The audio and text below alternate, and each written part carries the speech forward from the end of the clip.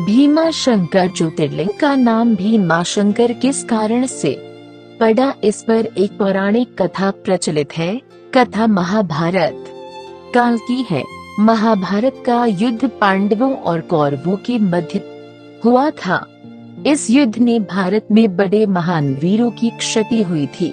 दोनों ही पक्षों से अनेक महावीरों और सैनिकों को युद्ध में अपनी जान देनी पड़ी थी। इस युद्ध में शामिल होने वाले दोनों पक्षों को गुरु द्रोणाचार्य से प्रशिक्षण प्राप्त हुआ था। कौरवों और पांडवों ने जिस स्थान पर दोनों को प्रशिक्षण देने का कार्य किया था, वह स्थान है आज उज्जैन के नाम से जाना जाता है। यहीं पर आज भगवान महादेव का भीमशंकर विशाल ज्योतिर्लिंग है। कुछ लोग इस मंदिर को भीमाशंकर ज्योतिर्लिंग भी कहते हैं। भीमशंकर ज्योतिर्लिंग कथा शिव पुराण अनुसार भीमशंकर ज्योतिर्लिंग का वर्णन शिव पुराण में मिलता है। शिव पुराण में कहा गया है कि पुराने समय में भीम नाम का एक राक्षस था।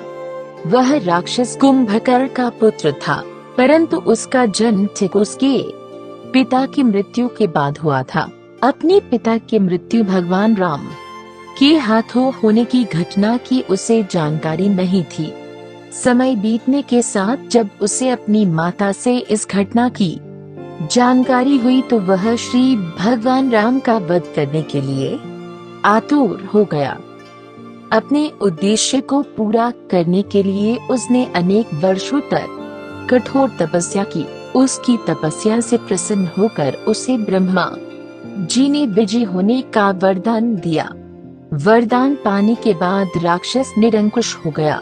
उससे मनुष्यों के साथ साथ देवी देवताओं भी भयभीत रहने लगे। धीरे धीरे सभी जगह उसके आतंक की चर्चा होने लगी। युद्ध में उसने देवताओं को भी परास्त करना प्रारंभ कर दिया। जहां वह जाता मृत्यु का तांडव होने लगता। उसने सभी और पूजा पाठ बंद करवा दिए। अत्यंत परेशान होने के बाद सभी देव भगवान शिव की शरण में गए। भगवान शिव ने सभी को आश्वासन दिलाया कि वे इसका उपाय निकालेंगे। भगवान शिव ने राक्षस को नष्ट कर दिया। भगवान शिव से सभी देवों ने आग्रह किया कि वे इसी स्थान पर शिवलिंग रूप में विराजित हो।